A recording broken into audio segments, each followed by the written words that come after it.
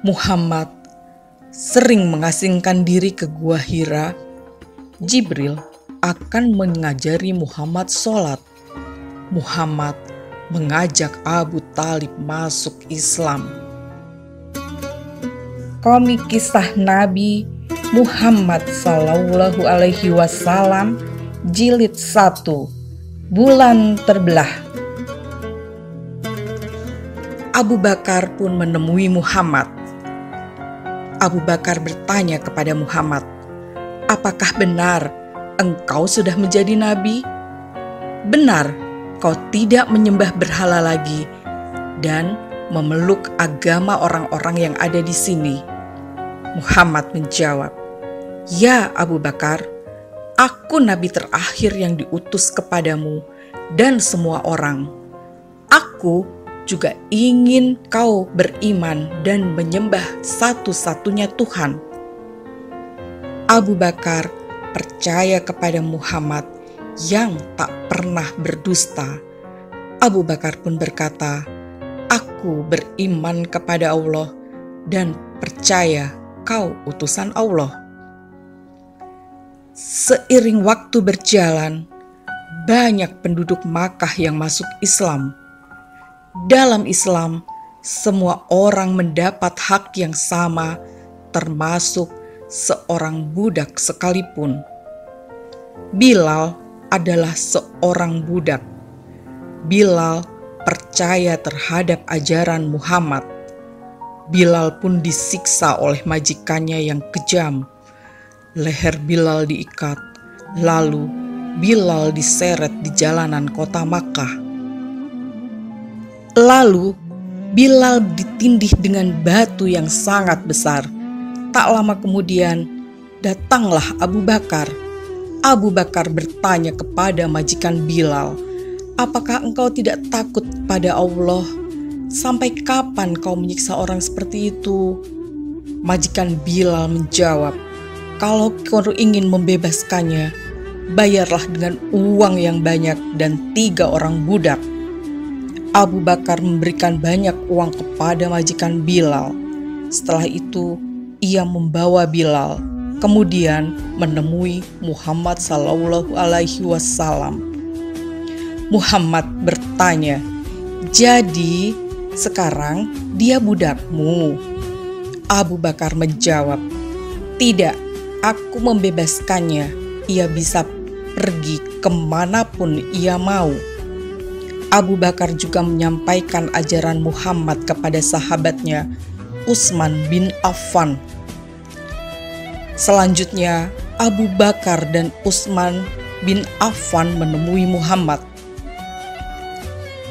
Muhammad berkata, "Mintalah surga, tempat Allah yang indah. Aku adalah nabi yang diutus untuk menjelaskan semua itu kepada kalian dan seluruh manusia." Pada akhirnya, Utsman bin Affan mengucapkan, "Asyhadu alla ilaha illallah wa asyhadu anna Muhammadan abduhu wa rasuluh." Masuk Islamnya Utsman bin Affan membuat murka pamannya. Kemudian Utsman bin Affan diikat oleh pamannya di tiang rumah. Paman Utsman bin Affan berkata, "Jadi engkau sudah meninggalkan berhala-berhala kita?" Utsman bin Affan menjawab, "Demi Allah, aku tidak akan pernah meninggalkan Islam." Pada waktu-waktu tertentu, Allah menurunkan satu atau beberapa ayat Quran kepada Muhammad melalui Jibril. Selanjutnya, Muhammad dan para sahabat menghafalkan ayat itu sebelum turun ayat berikutnya. Utsman menghafalkan semua ayat yang diturunkan. Utsman seorang lelaki yang baik dan sangat pemalu. Muhammad sangat senang kepada Utsman. Muhammad pun memperkenalkan Utsman kepada putrinya Ruqayyah. Akhirnya Utsman dan Ruqayyah pun menikah. Suatu hari ada sekawanan domba yang digembalakan oleh Abdullah ibnu Mas'ud. Abu Bakar dan Muhammad yang kehausan mendatanginya. Abu Bakar bertanya, "Bisakah kau memberi kami susu?" Abdullah menjawab, "Domba-domba ini bukan milikku. Aku tak bisa memberi kalian susu." Mendengar jawaban itu, Muhammad tersenyum. Akhirnya Muhammad berkata, "Baiklah, apakah ada domba yang masih kecil dan belum menghasilkan susu?" Abdullah memberikan domba yang masih kecil.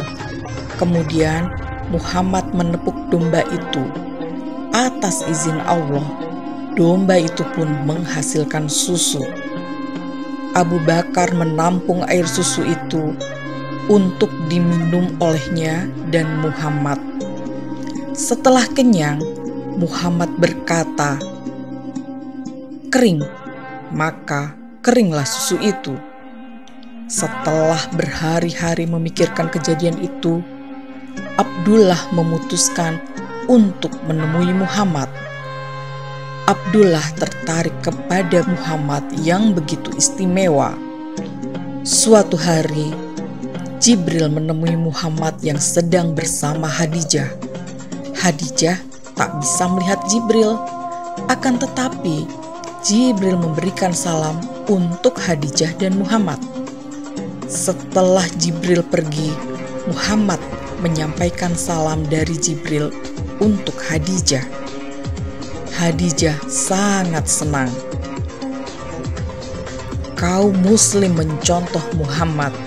Mereka saling memberi salam ketika bertemu.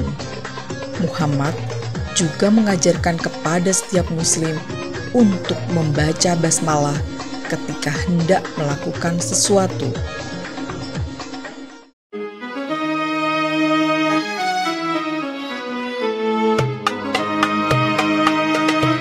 Akhirnya, turunlah perintah untuk berdakwah secara terbuka. Muhammad meminta Ali menyiapkan makanan untuk tamu. Muhammad berkata, "Siapkan sajian daging 1 mangkuk dan 1 wadah berisi susu. Panggillah orang-orang." Sebanyak 40 tamu datang dan menyantap hidangan yang disajikan. Abu Lahab menatap hidangan dengan heran. Makanan ini seharusnya hanya cukup untuk 1 orang, tetapi tak habis dimakan oleh 40 orang.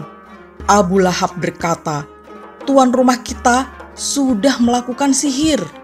Para tamu akhirnya pulang. Muhammad pun tak bisa berdakwah. Di lain hari, Muhammad kembali mengundang kerabatnya. Muhammad berkata, "Orang baik tak pernah berbohong. Aku tak pernah berbohong. Aku ingin kalian menyembah Allah, satu-satunya Tuhan yang harus disembah. Allah mengutus aku menjadi nabi kalian dan seluruh manusia." Semua orang menunduk. Ali pun bangkit dari duduknya. Ali berkata, "Aku akan mendukungmu ya Rasulullah." Di Makkah terdapat sebuah bukit bernama Safa. Orang-orang sering pergi ke bukit itu jika ada urusan penting. Di bukit itu, Muhammad berkata, "Hai orang-orang Quraisy, datanglah, aku punya kabar penting untuk kalian." Banyak orang yang datang. Selanjutnya, Muhammad berkata, "Jika kukatakan ada musuh di balik bukit ini dan bersiap menyerang kita, apakah kalian mempercayaiku? Aku adalah utusan Allah. Jika kalian percaya kepadaku, kalian akan masuk surga." Orang-orang itu pun menjawab, "Tentu saja kami percaya, engkau bukan pembohong." Abu Lahab paman Muhammad datang dan marah mendengar kata-kata keponakannya. Ia melempar batu dan berkata, "Kau mengumpulkan kami di sini hanya untuk mendengar omong kosong ini?" Ada juga petinggi Quraisy yang sangat membenci Muhammad. Dia bernama Abu Jahal yang artinya biang kesesatan. Abu Jahal berkata, "Kalau aku bertemu Muhammad, aku akan melemparnya dengan batu ini." Saat itu Muhammad sedang sujud. Abu Jahal mengangkat batu itu tinggi-tinggi. Abu Jahal akan melemparkan batu itu ke arah Muhammad. Akan tetapi, hingga Muhammad selesai sholat, Abu Jahal tak mampu menggerakkan tubuhnya. Abu Jahal kembali ke Ka'bah bersama teman-temannya untuk mencelakai Muhammad. Abu Jahal melihat Muhammad sedang sujud. Abu Jahal mempunyai niat buruk. Ia bertanya kepada orang-orang yang ada di sekitarnya, "Siapa yang berani meletakkan isi perut unta ke tubuh Muhammad?" Ada orang yang berani untuk melakukan tindakan itu. "Aku berani." Ketika Muhammad sedang sujud, orang itu segera menuang isi perut unta ke tubuh Muhammad. Orang-orang yang peduli kepada Muhammad segera mengabarkan peristiwa itu kepada Fatimah. "Wahai Fatimah, mereka menyakiti ayahmu lagi." Fatimah langsung ke Ka'bah dan menyingkirkan isi perut unta dari tubuh Muhammad yang masih sholat. Para penyembah berhala selalu mengganggu dakwah Muhammad, tapi Muhammad terus maju. Mereka pun menemui Abu Talib. "Wahai Abu Talib, keponakanmu dengan tegas menolak berhala, padahal engkau pemimpin kami." Muhammad juga mengaku sebagai utusan Tuhan. Abu Talib menemui Muhammad.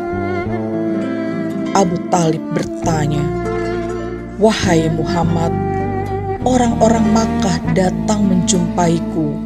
Mereka meminta kau berhenti berdakwah." Muhammad menjawab, "Pamanku, ketahuilah, meskipun mereka meletakkan matahari di tangan kananku dan rembulan di tangan kiriku, aku tidak akan berhenti melaksanakan tugasku. Demi tugas ini, aku siap mengorbankan hidupku." Abu Talib berkata, "Keponakanku, lanjutkan tugasmu. Demi Tuhan, aku tak akan pernah menyerahkanmu kepada mereka." Abu Talib menepati janjinya. Ia sering menemani keponakannya Muhammad. Petinggi Makkah kembali menemui Abu Talib. Mereka berkata, "Kami akan memberikan Umarah kepadamu. Ia adalah orang yang paling kuat dan cerdas di antara kami. Sebagai gantinya, berikan Muhammad kepada kami dan biarkan kami membunuhnya." Abu Talib menjawab, "Demi Tuhan, Muhammad lebih berharga daripada semua orang yang dijadikan satu. Kau akan membunuh keponakanku yang sangat berarti bagiku." Kesepakatan macam apa ini? Karena kesepakatan itu gagal, musuh Muhammad pun kembali berkumpul.